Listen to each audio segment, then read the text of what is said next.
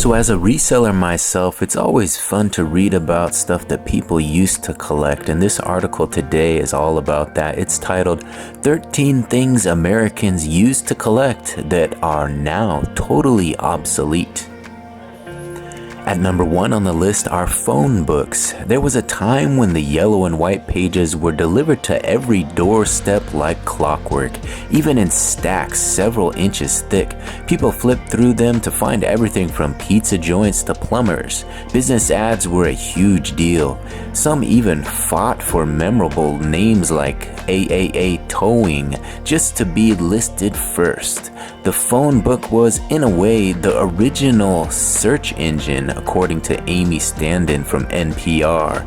Now they're basically dead weight. With Google Maps, Yelp, and contact syncing, the idea of flipping through a paper book to find a number seems downright archaic. Many areas have stopped delivering them entirely due to environmental concerns and lack of use. For most, they've gone straight from doorstep to recycling bin for years.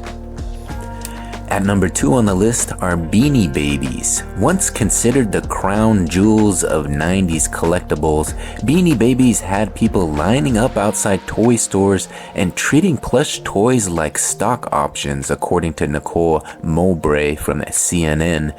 Many Americans genuinely believed they'd fund college tuition with a Princess Diana bear or a rare misprint tie ink, even created an artificial scarcity by retiring certain models to drive up perceived value. But the bubble burst hard, and today most beanies are worth less than their original retail price. Despite online rumors of ultra-rare versions selling for thousands, almost all Beanie Babies languish in storage bins or thrift stores. The mass overproduction and speculative frenzy made them practically worthless. For many, they're more a reminder of childhood than a financial investment. The few exceptions that fetch real money are statistical outliers, not norms. At number 3 on the list are movie ticket stubs. Before digital everything, keeping a movie ticket stub was like capturing a memory.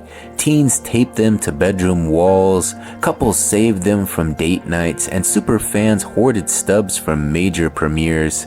They were physical mementos of cultural events. Your proof you saw Titanic 5 times in theaters. Some people even kept albums dedicated just to their movie-going history. Now, tickets are often digital barcodes on smartphones that vanish after the show. Fewer people print them out, and theaters rarely hand out physical stubs. The charm of collecting them is gone for the most part. They're another casualty of the paperless world.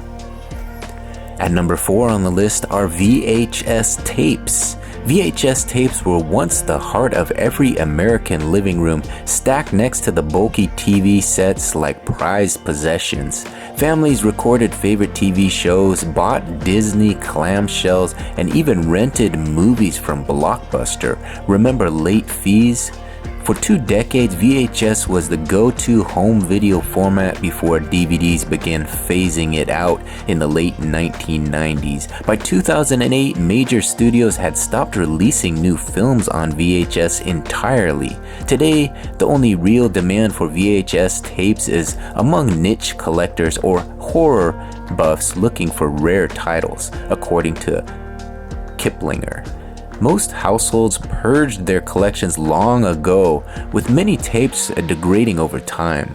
Without working VCRs, they're practically unwatchable anyway. They've gone from hot ticket items to dusty relics overnight. At number 5 on the list are spoons from different states. State's Souvenir spoons were once a quirky way to commemorate travel, tiny, shiny, and often tucked into special display racks. Hannah Singlinger from New York Times explains families took pride in collecting one from each state during road trips, especially during the peak of domestic car travel in the 50s to 80s. They were affordable, easy to find at rest stops or gift shops, and made great conversation pieces. Grandma probably had a full set displayed in the dining room, but as air travel replaced long road trips and kitschy souvenirs fell out of favor, the spoon collecting craze fizzled out. Millennials and Gen Z are more into digital photo albums than curio cabinets. Today, these spoons are more likely to end up at estate sales than in collections. They're charming, but they just don't resonate anymore. At number 6 on the list are stamp collections. Stamp collecting was once seen as a refined educational hobby, something that taught kids about geography, history, and world culture. It reached a peak in the mid-20th century with millions of Americans subscribing to philatelic clubs and carefully curating their albums. Commemorative stamps were released for major events and holidays, feeding the craze. Some people even believed rare stamps would appreciate in value over time. These days, fewer people even use stamps, let alone collect them. Email and online bill pay have made traditional mail almost obsolete, reducing exposure to new stamps. While die-hard collectors remain, the hobby has aged out for many. What was once a mainstream passion is now a niche pursuit. At number 7 on the list are milk bottle caps. Before twist-off lids and plastic jugs, milk was delivered in glass bottles sealed with cardboard or foil caps, many of which became collectibles. Kids would play with them and adults sometimes saved ones with unique designs or regional branding. It was a slice of Americana tied to a time when daily home delivery was the norm. Some caps even featured local ads or contests. Today, home milk delivery is practically extinct, and so is the need for these caps. Most people under 40 have never even seen one in use. Collecting them now is more about nostalgia than ever. They're relics from a time when got milk was just a literal question for your doorstep. At number 8 on the list are matchbooks. Matchbooks were once as common as pocket change, freebies at restaurants, bars, hotels, and even wedding receptions. They weren't just practical, they were tiny billboards, each one advertising a business or event. Smokers kept them handy, but even non-smokers collected them for their colorful designs. It was a low-cost hobby that also told stories about where you'd been. As smoking declined and lighters became the go-to, matchbooks fell out of favor. Businesses stopped handing them out, and fire safety laws discouraged their casual distribution. Today, collecting matchbooks is more about graphic design than utility. They've become artifacts of a pre-digital, pre-vape era. At number 9 on the list are Pogs. For a hot minute in the early 90s, Pogs were everything. Milk cap discs with colorful designs that kids stacked, slammed, and hoarded like treasure. Based on a game from Hawaii, they exploded into a national craze that even schools struggled to control. Branded Pogs from cartoons and fast food chains made them wildly collectible. Every kid had a Pog tube, and tournaments were a thing. But as quickly as they appeared, Pogs vanished. The trend fizzled almost overnight, leaving millions of unused Pogs and slammers in junk drawers. Today, they're mostly remembered as one of the most short-lived fads of the decade. They're fun to reminisce about, but few people still seek them out. At number 10 on the list are Cabbage Patch Kids birth certificates. In the 1980s, Cabbage Patch Kids weren't just toys, they were adoptable babies, complete with birth certificates and adoption papers. Kids give them names, backstories, and sometimes their own car seats.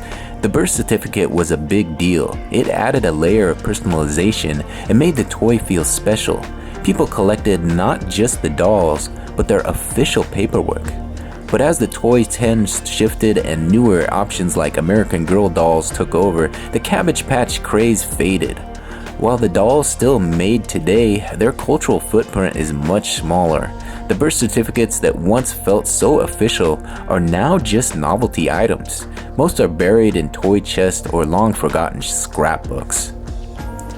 At number 11 on the list are long-distance calling cards. Remember when calling someone out of state meant grabbing a prepaid calling card and praying for decent rates? These plastic cards were a travel essential and lived in wallets next to driver's licenses.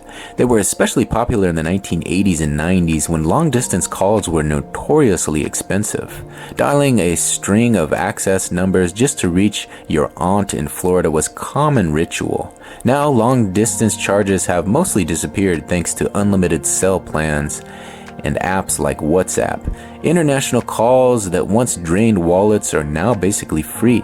The calling card industry still exists in small pockets, but has become largely obsolete. Most Americans under 30 have never even used one. At number 12 on the list are Franklin Mint collectibles. If you ever saw late-night TV ads or glossy mailers pushing limited edition commemorative plates or coins, you probably know the Franklin Mint. They sold everything from Princess Diana plates to Civil War chess sets, promising value and rarity. Many Americans bought in, thinking they were building a treasure trove for the future. They were marketed as heirlooms, not just trinkets. But resale markets for these items are nearly non-existent today. They were mass-produced and rarely gained real value, making them more kitsch than capital. Most end up in secondhand shops or donation bins. For collectors, the appeal has turned into a cautionary tale. And finally, at number 13 on the list are Rolodexes. The spinning Rolodex once sat proudly on every office desk, filled with business cards and handwritten contacts. It was the original contact manager, a tangible representation of your network. Swapping cards and adding them to your Rolodex was a ritual in professional settings. In many ways, it was the LinkedIn of its time.